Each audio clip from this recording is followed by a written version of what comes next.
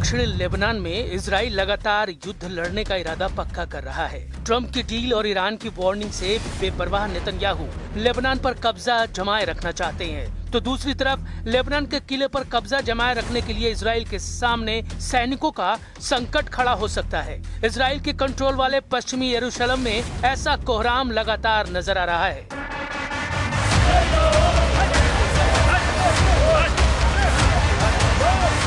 पश्चिमी यरूशलेम में पुलिस और हारेदी प्रदर्शनकारियों की झड़प आए दिन होती रहती है। हारेदी प्रदर्शनकारी वो लोग हैं जिन्होंने सेना में भर्ती के खिलाफ मोर्चा खोला हुआ है। हारेदी यहूदियों की रैली नेतन्याहू को बार बार चैलेंज कर रही है। जब इजराइल ने गाजा, लेबनान और सीरिया में फौज तैनात की हुई है और ईरान से युद्ध किसी भी वक्त शुरू हो सकता है।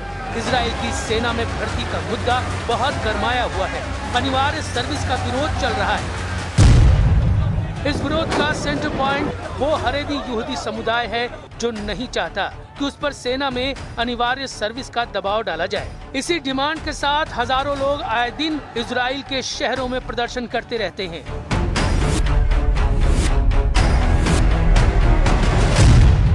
इजराइल में नेतन्याहू को हिजबुल्लाह और हमास से इतनी बड़ी टक्कर नहीं मिली जितना इजराइल के अंदर हारेदी समुदाय का विरोध उनके लिए मुसीबत बन चुका है।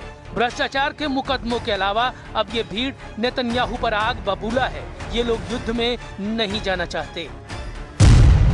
हारेदी यहूदियों की दलील है कि पवित्र किताब तोरा का अध्ययन इजराइल की हिफाजत करता है।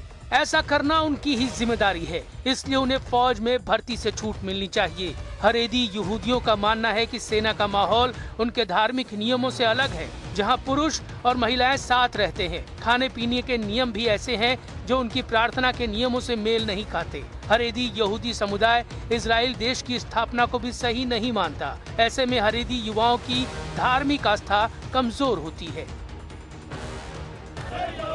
अब तक हारेदी यहूदी समुदाय को सेना में भर्ती से छूट रही है, लेकिन सुप्रीम कोर्ट के आदेश के बाद इसे खत्म किया गया है।